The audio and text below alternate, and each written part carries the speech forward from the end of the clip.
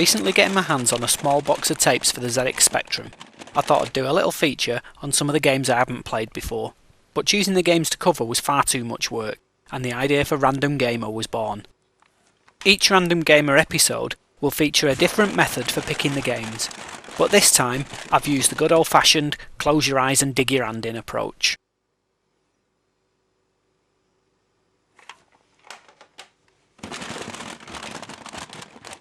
The first game we're going to have a look at is Virgin Games' official licence from the 1990 World Cup, Italia 90 World Cup Soccer.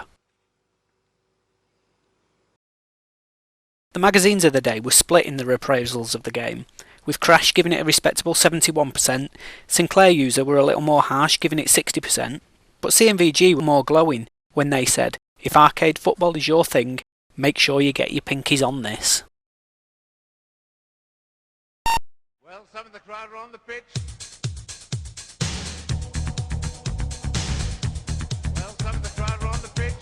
They think it's all over, but it is now.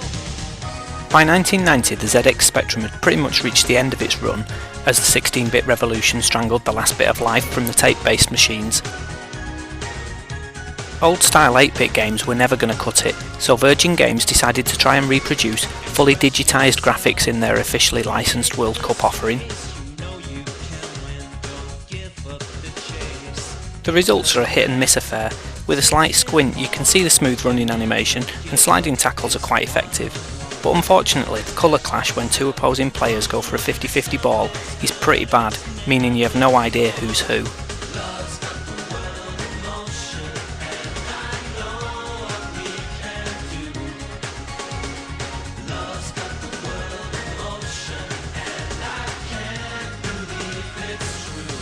The game itself though is pretty decent, and playing your way through 3 qualifying rounds and then into the World Cup proper is relatively good fun. Limitations of the machine mean that there's only 7 aside, and you only play 1 4-minute half in each game, but the raised view and the switch to head-on when you're in a shooting position makes Italia 90 a nice alternative to the likes of Matchday 2.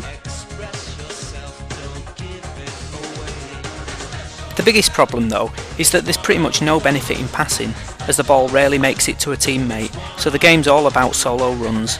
This isn't a bad thing if you want to imagine your John Barnes or Chris Waddle charging through the defence, but it does make things very tough in the later rounds where the opposition teams are much faster than your own.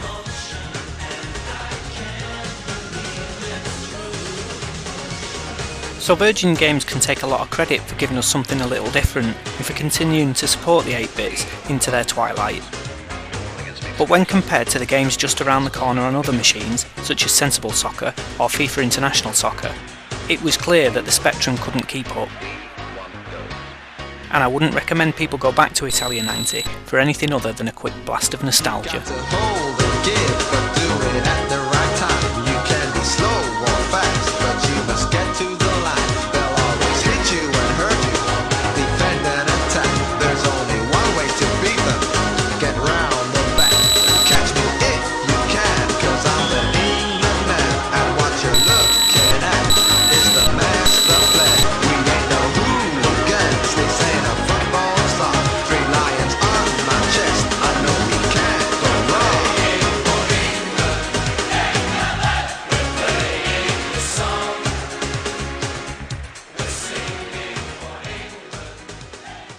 Random Gamer.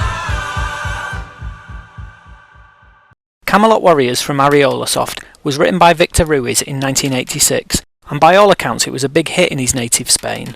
It was well received by the magazines too, with Crash awarding it 82% and Sinclair User 4 stars out of 5.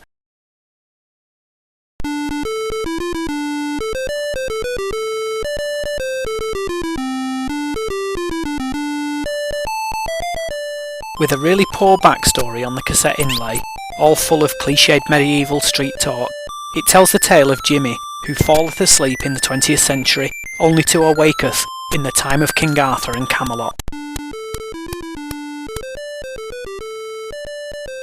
The only way Jimmy can solveth the mystery is to grabbeth thine trusty sword and fighteth through 4 strange worlds inhabited by vicious owls, man-eating spiders, killer fish and deadly plants.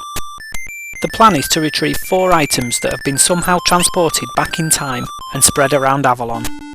So off you pop in your new guise as a sword-wielding hero to locate a light bulb, a telephone, a television and a Coca-Cola drinks dispenser. The first thing I noticed when playing Camelot Warriors is how colourful and well drawn the graphics are. The Spectrum often use small or monochrome graphics, so to see big sprites and a large dollop of colour is always pleasing. But it's a shame the animation of the main character couldn't live up to the rest of the aesthetics. Our hero shuffles along like he's bursting for the loo. But this is only a small distraction and doesn't spoil the gameplay. What does spoil things a little though is just how damn hard the game is.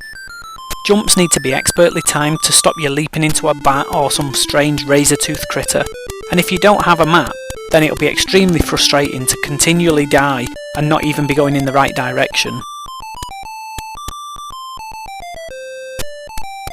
I'd love to be able to recommend the game, as it's really well put together, looks great and has a silly sense of humour, but when it comes to getting Jimmy back to the future, only the superhuman gamers need apply. Random Gamer. Action Force is a strange game that's hard to know whether to love or hate. The magazines had just as hard a time with it too. Crash gave it a paltry 41% and called it a really well presented, pathetic game. But Sinclair user loved it, giving it 9 out of 10 and raving about its complex, fast-moving arcade action. In 1982, the sales of Palitoy's Action Man dolls were dwindling, but their Star Wars action figures were riding high. So in an attempt to merge the best aspects of each of their major product lines, the UK-based company introduced a new band of heroes to children across the globe, and Action Force was born. This Spectrum interpretation focuses around Action Force's battle against Cobra, a group of evil terrorists funded by extorting a major ransom from the UN.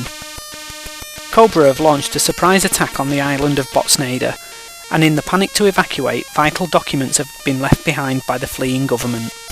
It's your job to ensure these papers are returned, but to thwart you, Cobra have destroyed bridges, built walls and set up energy fields to block your path. To allow your modified AWE Stalker ATV vehicle to cross the hazardous terrain, you place Snake, a crack commando who has a custom-built helipack to move ahead of his crew, reinstating bridges and blasting through the obstructions. As Crash suggested, the game is excellently presented, from the Apocalypse Now loading screen to the colourful HUD and the nicely drawn graphics. They may have been a little harsh calling the game pathetic, but it does have some serious drawbacks.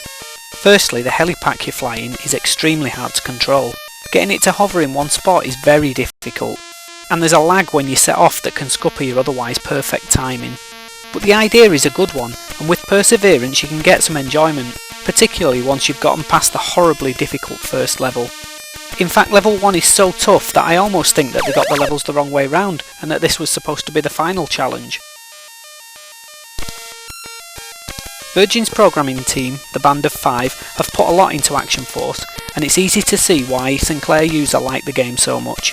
With a small amount of tweaking to the controls, this could have been a very good game indeed, and if you're prepared for a long slog to get past level 1, or like me, enter a poke to skip the level, I'm sure that Botsnada will soon be free of terrorist scum.